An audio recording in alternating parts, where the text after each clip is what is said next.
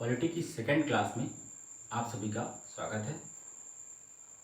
दोस्तों, पिछली क्लास में हम लोगों ने पॉलिटी के बेसिक जो कॉन्सेप्ट है, बुनियादी समझ हमने पॉलिटी के बारे में विकसित की थी और उसके पाठ्यक्रम को हम लोगों ने इस प्रकार से विश्लेषण किया था कि हम एक दूसरे के टॉपिक्स जो है वो इंटरलिंक कर पाएँ। तो उसके क्रम में हम लोगों ने ये देखा था कि हम जो पॉलिटी के अंतर्गत जो पहला टॉपिक हम लोगों ने डिसाइड किया था और जो निष्कर्ष स्वरूप आया था वह था भारत का संवैधानिक इतिहास पढ़ना।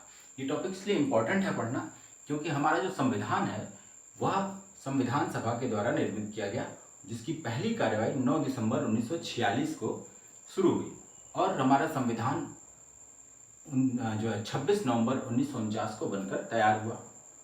तो क्या हमारे संविधान के जो निर्माण की प्रक्रिया है, हमारा संविधान इन्हीं विगत लगभग 3 वर्षों के वैचारिक अनुसंधानों का परिणाम है? नहीं, ऐसा नहीं है। हमारा जो संविधान है उन वैचारिक अनुसंधानों के परिणाम के अतिरिक्त उन अनुभवों का भी प्रतिबिंबन है जो हमने भारत में अंग्रेजी शासन की स्थापना के उपरांत अपने राजनीतिक एवं प्रशासनिक जीवन में अनुभव किए और जिसकी शुरुआत हो जाती है प्लासी और बक्सर के युद्ध के बाद कंपनी के द्वारा बंगाल का प्रांत प्राप्त करने और फिर उसका प्रशासन चलाने के लिए जो रेगुलेटिंग एक्ट शुरू किए गए, जो वहाँ का प्रशासन चलाने के लिए जो सबसे पहला रेगुलेटिंग एक्ट 1773 का था, वहाँ से हम लोग को अध्ययन शुरू करना है।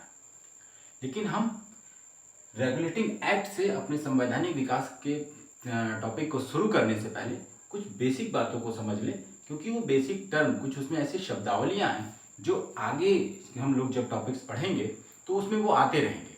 तो पहले से आप जब समझ बनाए रखेंगे तो फिर उसको हैंडल करना या उसको समझना हमारे लिए बहुत ही आसान होगा।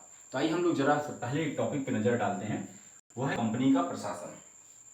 देखिए, जब हम लोग जानते हैं कि 1599 में ईस्ट इंडिया कंपनी की स्थापना हुई थी और सन 1600 ईस्वी में वहां पे चार्टर के द्वारा इसी कंपनी को एक एकाधिकार पत्र जारी किया गया था, जिसके तहत ईस्ट इंडिया कंपनी को भारत और पूर्वी देशों के साथ व्यापार करने का एकाधिकार प्रदान किया गया। यानी कि ईस्ट इंडिया कंपनी ही भारत और पूर्वी देशों के साथ व्यापार कर सकती है, कोई अन्य ब्रिटिश नागरिक या कंपनी इन क्षेत्रों के साथ व्यापार नहीं कर सकता। तो जब कंपनी गठित हुई तो अब कंपनी गठित हुई तो इस कंपनी का प्रशासन कैसे चलेगा, इसके लिए भी कुछ संगठन चाहिए। तो उसकी संगठन की शुरुआत हम वो देखते हैं यहाँ पे। देखिए, कंपनी में बहुत सारे शेयर धारक होते हैं।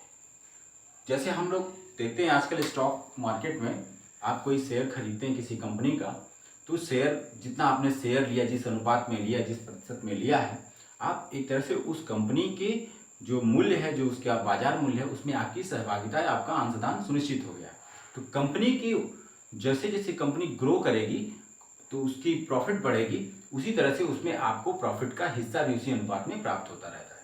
तो आप कंपनी के एक शेयर धारक हैं, एक शेयर होल्डर है, ठीक है। कंपनी उसी तरह से जब कंपनी का गठन हुआ तो उसके बहुत सारे शेयर धारक थे, लेकिन उन शेयर धारकों में से एक मानक निश्चित किया गया कि इतनी एक निश्चित जो है नंबर ऑफ शेयर हैं, उस उतने शेयर को जो होल्ड करता होगा वो कंपनी के कोर्ट ऑफ प्रोप्राइटर्स का भी अंग होगा या कंपनी के कोर्ट ऑफ प्रोप्राइटर्स का हिस्सा होगा।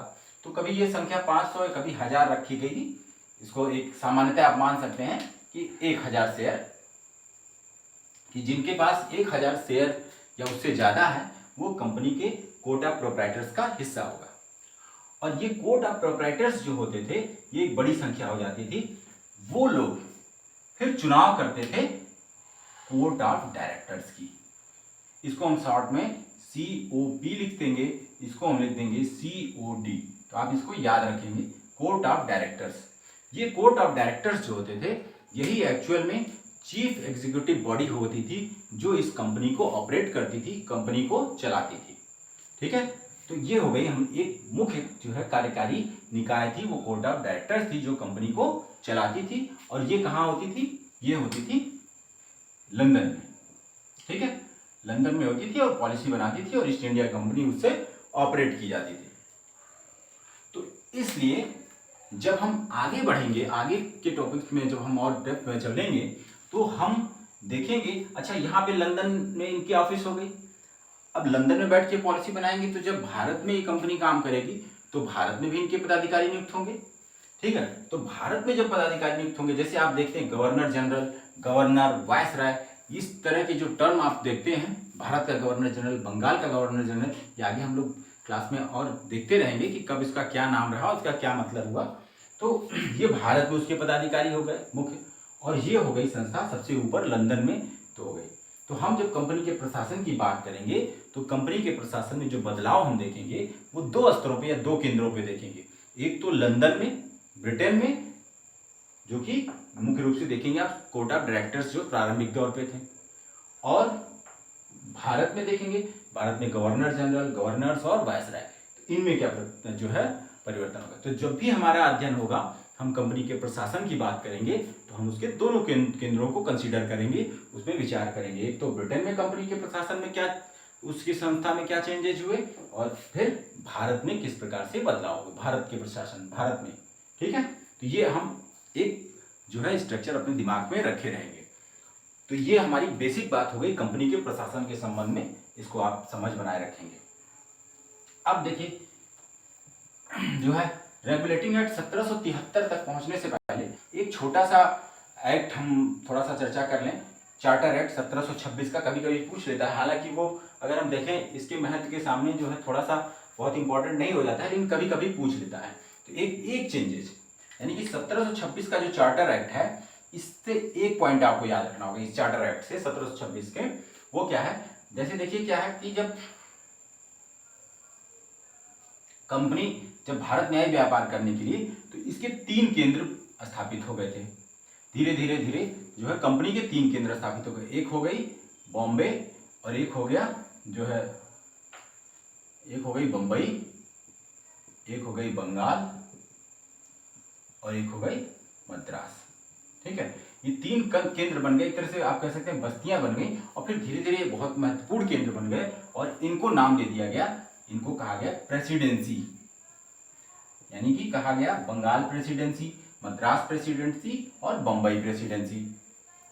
और ये तीनों प्रेसिडेंसियां जो हैं, अभी हम लोगों ने देखा कि ठीक जो इसके पहले स्ट्रक्चर हम लोगों ने देखा, कोर्ट ऑफ डायरेक्टर्स की बात की हम लोगों ने, तो कोर्ट ऑफ डायरेक्टर्स जो कि लंदन में था, वो इन तीनों प्रेसिडेंसियों के लिए नियम बनाता था, कानून बनाता था, वो वहां पे अनुपालन होता था। लेकिन कालांतर में ये मांग उठने लगी कि भाई जो तीनों प्रेसिडेंसियां हैं, ये इनकी राजनीतिक और भौगोलिक पृष्ठभूमि भिन्न है। तो राजनीतिक और भौगोलिक पृष्ठभूमि भिन्न होने के नाते इनके प्रशासन में एक संस्था के द्वारा एक ही प्रकार से उसका प्रशासन चलाना वो व्यवहारिक और जो है उचित नहीं दिख रहा था। तो मांग एक तरह से अक्सर उठ रही थी कि जो है इसमें परिवर्तन किया जाए। बात समझ रहे, ये सिचुएशन थी, और इसी सिचुएशन की पृष्ठभूमि में जो है बाद में 1726 का चार्टर एक्ट आया। और ये एक्ट क्या कहता है कि जो बंगाल, बंबई और मद्रास की प्रेसिडेंसीज हैं, ये कुछ मामलों में निर्णय लेने में क्या होंगी, स्वतंत्र होंगी। कुछ मामलों में ये निर्णय ले सकती हैं स्वतंत्र, उनको कोर्ट ऑफ डायरेक्टर से रेगुलेट नहीं किया जाएगा। बात समझ में आ रही है? ये 1726 के चार्टर एक्ट की बात होगी, यानी 1726 के चार्टर एक्ट के द्वारा बंबई, मद्रास और बंगाल प्रेसिडेंसीज को कोर्ट ऑफ डायरेक्टर्स के द्वारा से कुछ मामलों में मुक्त कर दिया गया, और वो अपने अपने प्रेसिडेंसीज का प्रशासन चलाने के लिए स्वतंत्र कर दी गई। ठीक, ये बात 1726 का है, आप याद रखेंगे कभी अगर इससे सवाल पूछे जाते हैं तो। अब हम बात करते हैं रेगुलेटिंग एक्ट 1773 के। रेगुलेटिंग एक्ट 1773 सबसे पहला और महत्वपूर्ण जो है वो रेगुलेटिंग एक्ट है। एक मिनट जरा,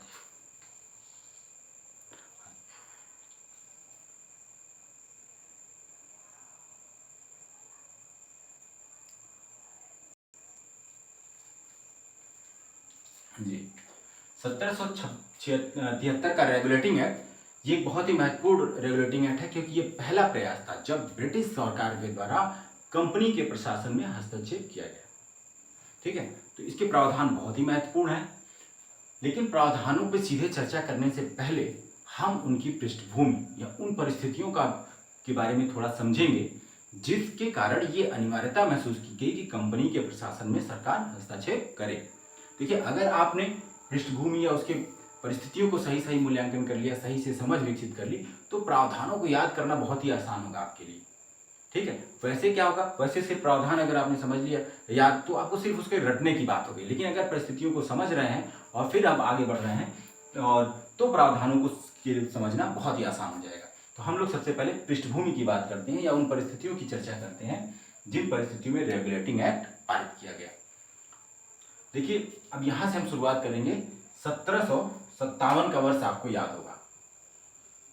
1757 का वर्ष जो है वो प्लासी के युद्ध का वर्ष है और 1764 का वर्ष है वो बक्सर का युद्ध है।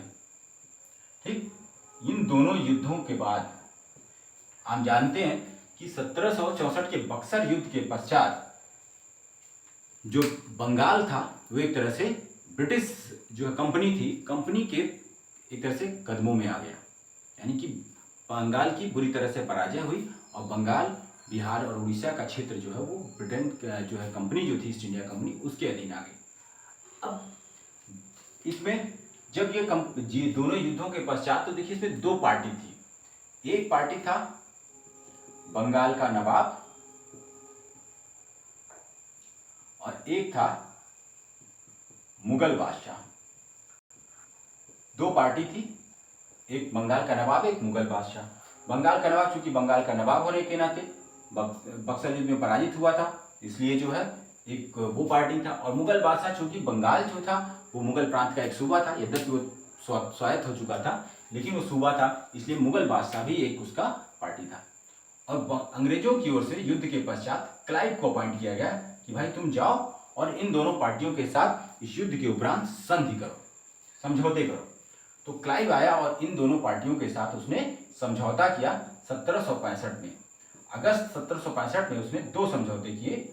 उस समझौते को कहा जाता है इलाहाबाद की संधि। ठीक है, इलाहाबाद की संधि। अब इस संधि के तहत क्या हुआ, वो महत्वपूर्ण बात आप समझ लीजिए, जो मूल निष्कर्ष हम लोग जानेंगे।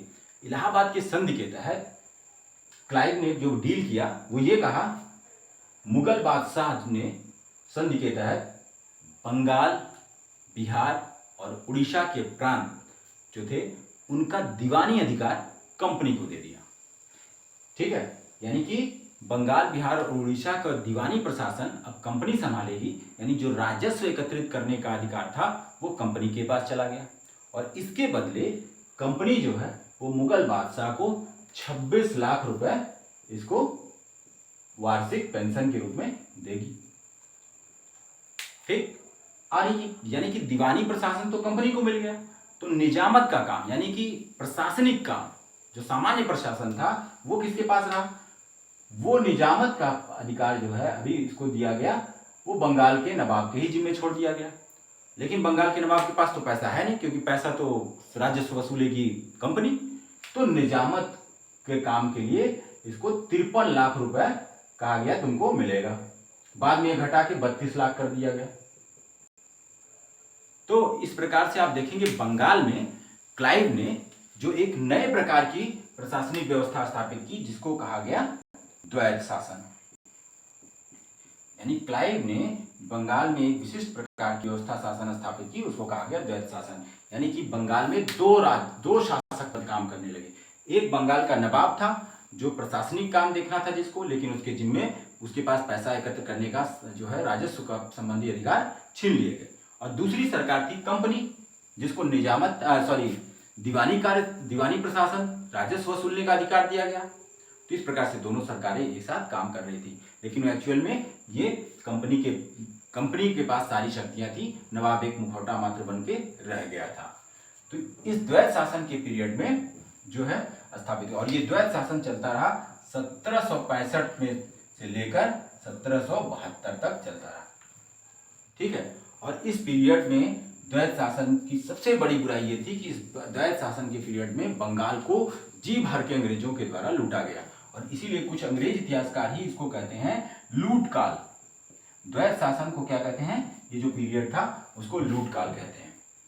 इस पीरियड में देखिए अब सिचुएशन क्या होती है। 73 में रेगुलेटिंग एक्ट आ रहा है, लेकिन इस 65 से 72 के पीरियड में क्या हो रहा है, इस पीरियड में कंपनी के सामने सबसे बड़ी जो प्रमुख चुनौती दिखाई दे रही है वो भ्रष्टाचार की दिखाई दे रही थी, जिसके परिणाम स्वरूप कंपनी की स्थिति में आप एक विरोधाभासी सिचुएशन देखते हैं।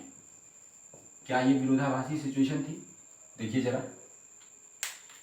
देखिए 1772 के काल, इस पीरियड में जो द्वैत शासन का पीरियड था, कंपनी के कर्मचारी अकूत संपत्ति कमा रहे थे, ठीक है। वो अपने पद का दुरुपयोग करते हुए जो है बहुत सारा अवैध धन संपदा कमा रहे थे, और वो क्या था, वो बंगाल का शोषण था। बंगाल का आर्थिक शोषण और दोहन किया, और वो धन संपदा लेकर खूब ढेर सारा इंग्लैंड वो भेजते थे, ठीक है।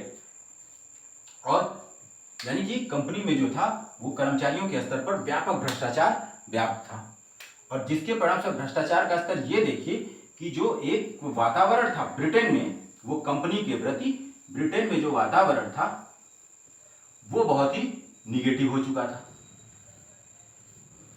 कंपनी के अगेंस्ट ब्रिटेन में जो वातावरण था वो बहुत निगेटिव हो चुका था। वो किस प्रकार से कि जब कंपनी के कर्मचारी ब्रिटेन जो जाते थे यहाँ पे सेवा देने के पश्चात, तो वहाँ पर जो उनकी लाइफ स्टाइल थी वो बहुत ही ज़्यादा लग्जरियस हो गई थी।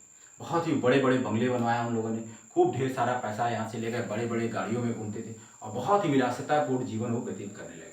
तो वहाँ का जो अभिजात वर्ग था ब्रिटेन का, वो इन लोगों को जो भारत के से पैसा कमा कर वहाँ जा रहे थे अवैध पैसा, उनको वो व्यंग्यात्मक रूप से अंग्रेजी नवाब कहते थे, और उनसे जो है ईर्ष्या का एक तरह से जो है विचार उनका प्रकट होता था, ईर्ष्या वाली भावना उनकी उत्पन्न होती थी।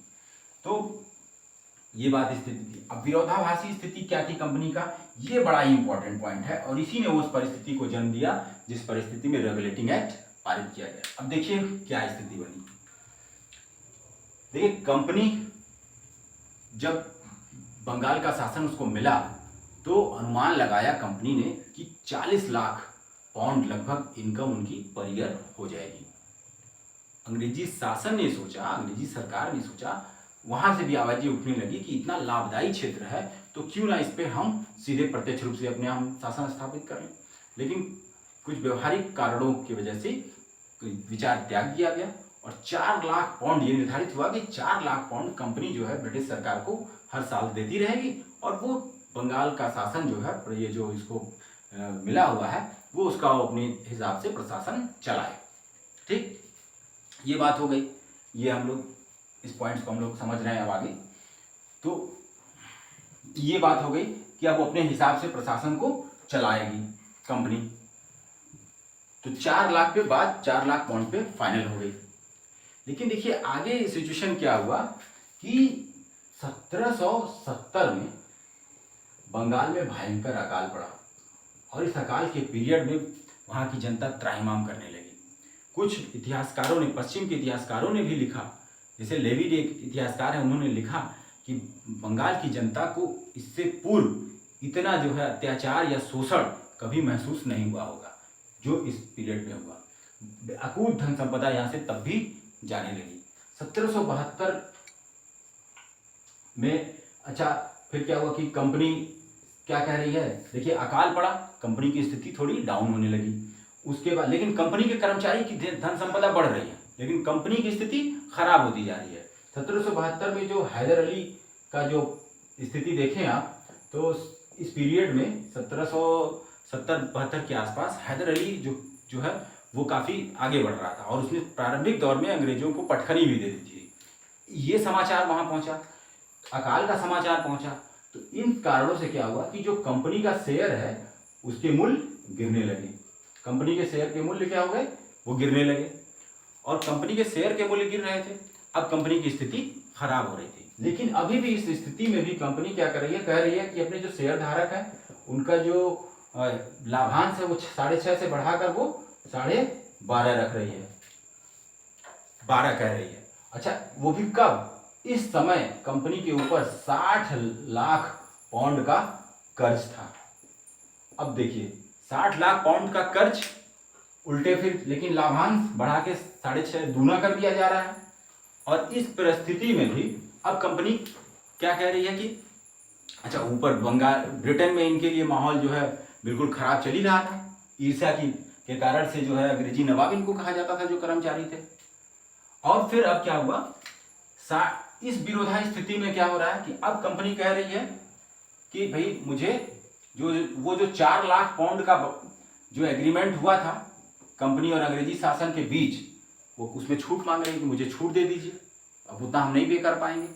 और साथ ही साथ 10 लाख पाउंड का कर्ज। ये आंकड़े आपको बिल्कुल याद नहीं करने हैं, ये आंकड़े इसलिए बताए जा रहे हैं कि आप सिचुएशन को समझ सकते हैं कि उस समय सिचुएशन कितनी कंट्राडिक्टरी हो गई थी, कितनी विरोधाभासी स्थिति बन गई थी। एक तरफ कंपनी के कर्मचारी जो है वहां जा रहे हैं तो उनके पास अकूत संपत्ति हो रही है, जो यहाँ से एक बार भारत आ गया तो फिर वहां जब लौट के जा रहा है तो उसके पास मतलब पूरी उसकी जीवन ही की काया पलट हो जा रही है। लेकिन कंपनी की स्थिति जिसमें वो काम कर रहे हैं उनकी स्थिति दिनों दिन खराब होती जा रही है, वो कर्जे में डूबते जा रहे हैं और अपने पेमेंट नहीं वो दे पा रहे हैं। ऐसी स्थिति में जब 10 लाख पाउंड का नया कर्ज कंपनी के द्वारा मांगा गया सरकार से, अंग्रेजी सरकार से, तो अंग्रेजी सरकार ने एक गुप्त कमेटी गठित की और नॉर्थ उस समय जो है लॉर्ड नॉर्थ जो है वो कंपनी उस समय ब्रिटेन के प्रधानमंत्री थे, उन्होंने एक गुप्त कमेटी गठित की और उसकी रिपोर्ट जब आई तो बहुत ही निगेटिव रिपोर्ट आई, दोषारोपण वाली, और जिसमें कंपनी को में हस्तक्षेप करने की बात की गई। और फिर जो है गुप्त समिति की जो रिपोर्ट आई उसमें 2 बातों को कहा गया। उसमें कहा गया कि एक तो ठीक है, चलो इसको जो है 4% के ब्याज दर पर कंपनी को कर्ज दे दिया जाए, लेकिन दूसरी बात कही गई कि कंपनी को खुला छूट नहीं दिया जा सकता। कंपनी को रेगुलेट करने के लिए यानी कंपनी पर नियंत्रण स्थापित करने के लिए जो है एक एक्ट पारित किया जाए जिसको रेगुलेटिंग एक्ट कहा जाता है। तो ये वो परिस्थितियां थी जिन परिस्थितियों में हमने देखा कि कंपनी ब्रिटिश गवर्नमेंट के द्वारा रेगुलेटिंग एक्ट पारित करना अनिवार्य हो गया था।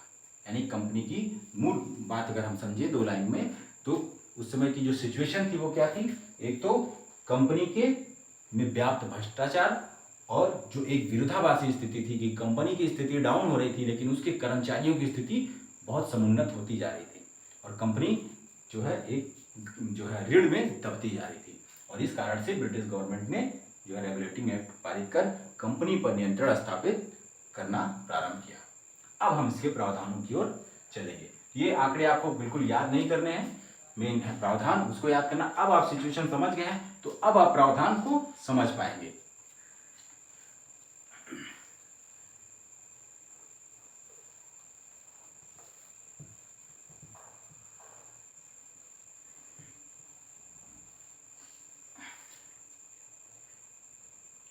देखिए अब हम बात करेंगे प्रावधानों की।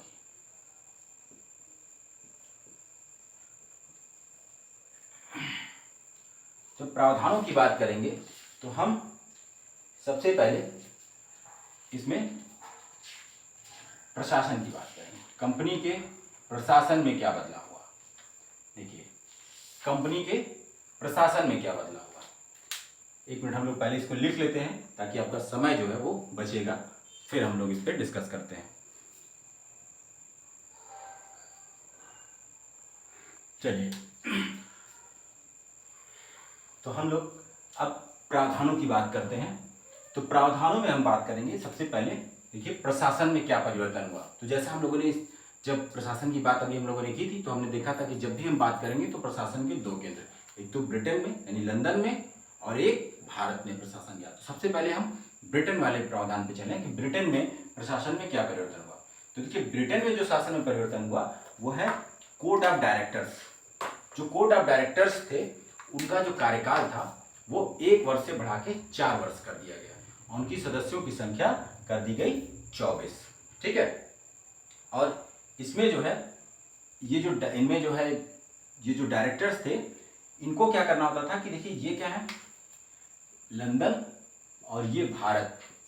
तो यहाँ पे भारत से कोर्ट ऑफ डायरेक्टर्स का जो भी पत्र व्यवहार होता था, चाहे वो समस्त सैनिक और असैनिक मामलों का, ये प्रावधान किया गया कि ये सारे पत्र व्यवहार जो है वो ब्रिटिश एक पदाधिकारी था जिसको जो वित्त विभाग का था, वो एक राज्य सचिव के भांति रहता था, उसके सम्मुख ये प्रस्तुत करेंगे, जिसके माध्यम से फिर संसद में उसको सरकार के सम्मुख रखा जा सकता है।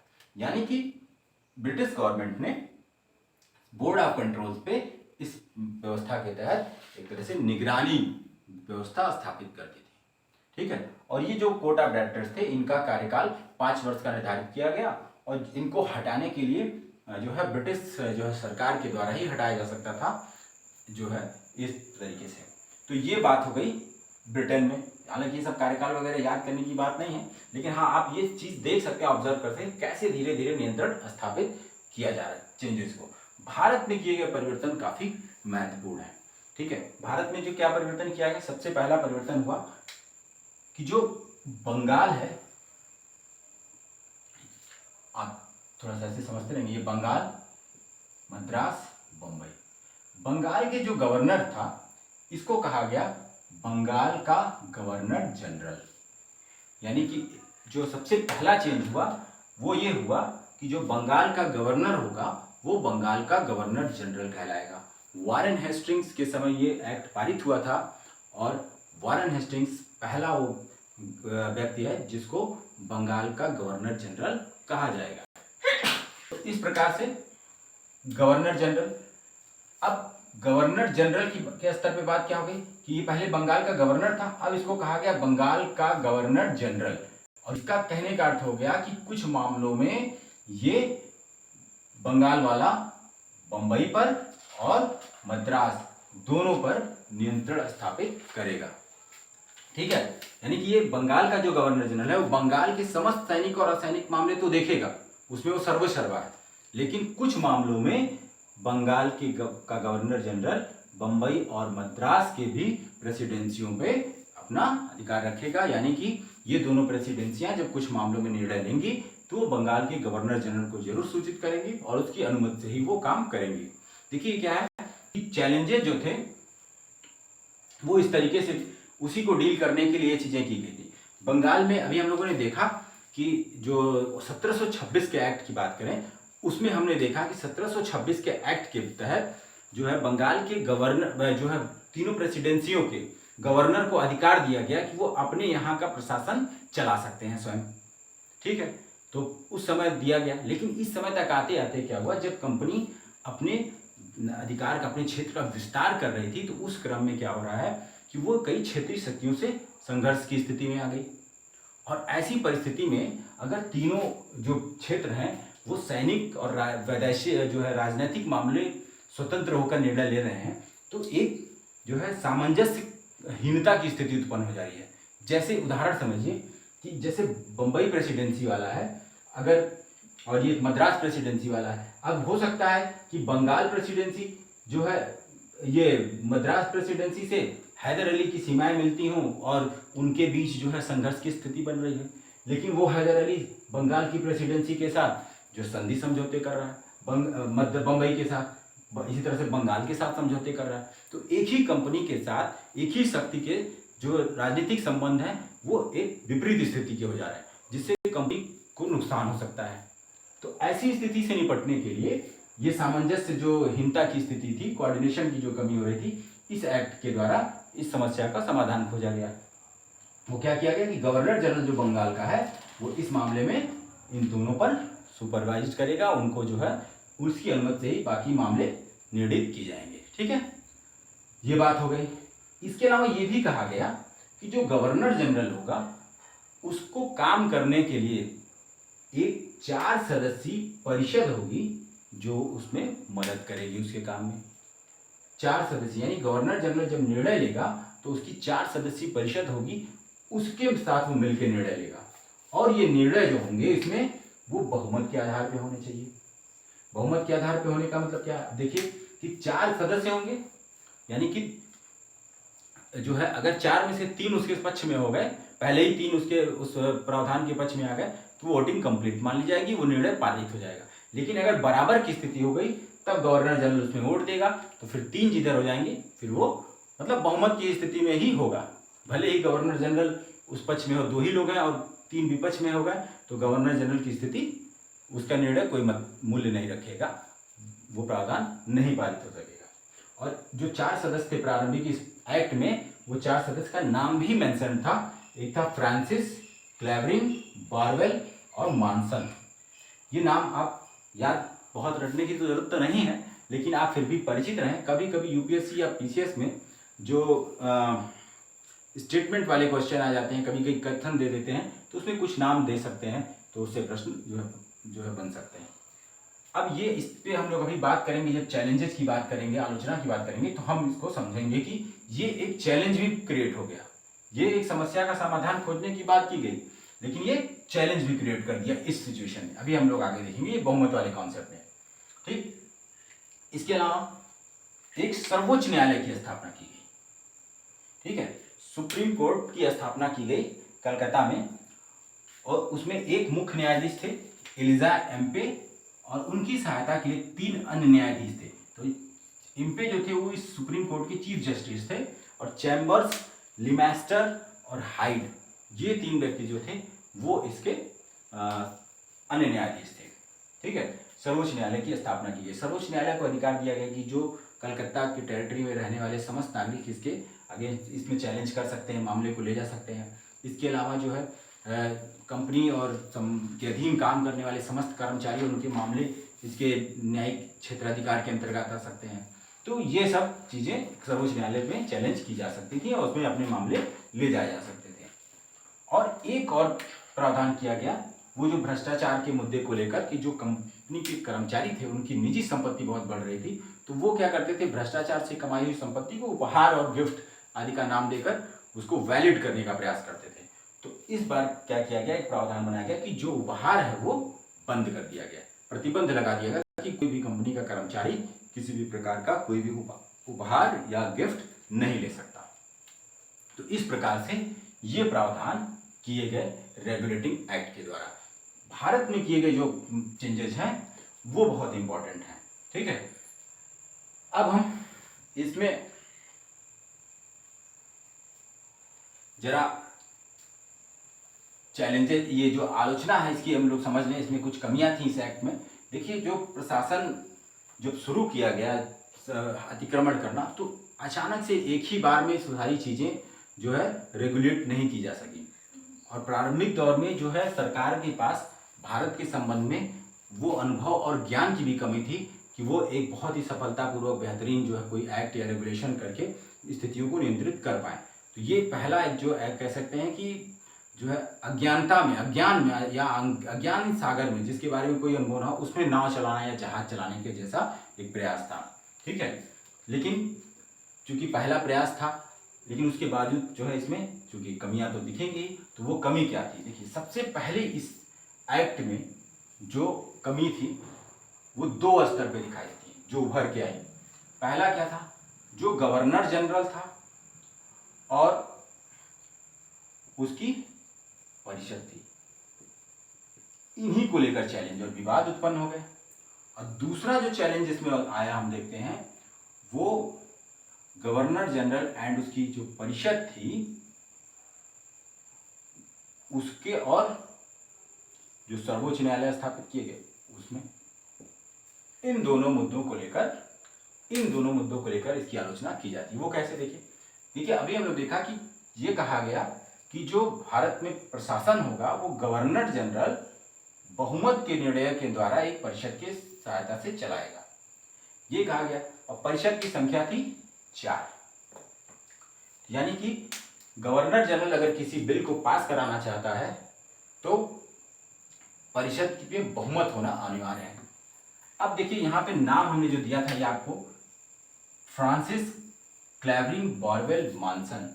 इसमें जो बारवेल है ये तो पहले से ही भारत में था और इसकी गवर्नर जनरल यानी वॉरेन हेस्टिंग्स के साथ काफ़ी अच्छी जो है मित्रता थी और अंडरस्टैंडिंग थी। लेकिन बाकी जो तीनों नाम हैं वो जो है वो ब्रिटेन से आए हुए थे, और इन लोगों की भारत में जो पदाधिकारी नियुक्त थे उनके प्रति जो स्थिति थी वो हम लोगों ने देखा है। कि वो उनके प्रति तो अंग्रेजी नवाब कहलाते थे। तो ये इनसे जो है बिल्कुल एक तरह से कह सकते हैं कि 36 के आंकड़े हुआ करते थे। तो अगर ऐसी स्थिति में क्या हुआ, अगर इसमें से 3 पदाधिकारी किसी बिल को लेकर एकजुट है कि नहीं पारित होना चाहिए, तो गवर्नर जनरल खुद अगर उस बिल के पक्ष में है तो बिल को वो पारित नहीं करा सकता। तो ऐसी स्थिति में वो की स्थिति बहुत ही कमजोर हो गई। तो ऐसी परिस्थिति में गवर्नर जनरल और परिषद के बीच कॉन्फ्लिक्ट, संघर्ष रेगुलर क्रिएट होते रहते थे। तो ऐसे प्रावधान ने जो गवर्नर जनरल की स्थिति थी उसकी स्थिति को कमजोर किया और एक तरह से उसके परिषद के साथ संघर्ष को जन्म दिया। दूसरी आलोचना का बिंदु क्या है, गवर्नर जनरल और उसकी परिषद और सुप्रीम कोर्ट, इन दोनों के बीच भी संघर्ष को जन्म दिया। कैसे? देखिए, सुप्रीम कोर्ट की स्थापना तो की गई, लेकिन सुप्रीम कोर्ट के अधिकार क्षेत्रों को वेल डिफाइंड नहीं किया गया और उसी प्रकार से परिषद की। तो और कुछ मामलों में सुप्रीम कोर्ट परिषद के और जो अंग्रेजी कंपनी की सरकार थी उसके विभिन्न पदाधिकारियों के सामने मुकदमे दर्ज कर लेता था और उनके बीच जो है जो अधिकारों को लेकर संघर्ष हो जाता था कि भाई ये तुम्हारे अधिकार क्षेत्र में नहीं। सुप्रीम कोर्ट कहता था कि मैं सर्वोच्च हूँ और ऐसी कोई बात नहीं है, मैं समस्त मामले देख सकता हूँ। तो इस प्रकार से इन दोनों के बीच निरंतर जो है संघर्ष दिखाई देने लगे। ठीक है, तो इस प्रकार से हालांकि प्रयास तो किया गया लेकिन कुछ समस्याओं को जन्म भी दिया गया और इन्हीं समस्याओं के समाधान की राह आगे के अधिनियमों में तलाशी जाएगी, जिसको हम लोग आगे चर्चा करेंगे। ठीक है, तो ये बात हो गई रेगुलेटिंग एक्ट की। हमने प्रावधानों को देखा, ब्रिटेन में क्या व्यवस्था चेंज की गई प्रशासन में, भारत में क्या चेंज की गई और इसके मुख्य जो आलोचना या कमियां हैं वो ये 2 पॉइंट आप दिमाग में रखे रहेंगे और इन्हीं पॉइंट्स के परिप्रेक्ष्य में हम आगे के अधिनियमों को देखेंगे तो इसका सलूशन खोजना जाएगा। ठीक है, और ये भी ध्यान रखने की बात है कि एक ही अधिनियम में नेक्स्ट में ही सलूशन नहीं समाप्त खोज दिया जाएगा। इसका धीरे धीरे कुछ इसमें कमियां हैं जो नेक्स्ट अधिनियम में, कुछ उसके बाद के अधिनियम में धीरे धीरे उसको जो है खोजी जाएंगी, उसका समाधान किया जाएगा।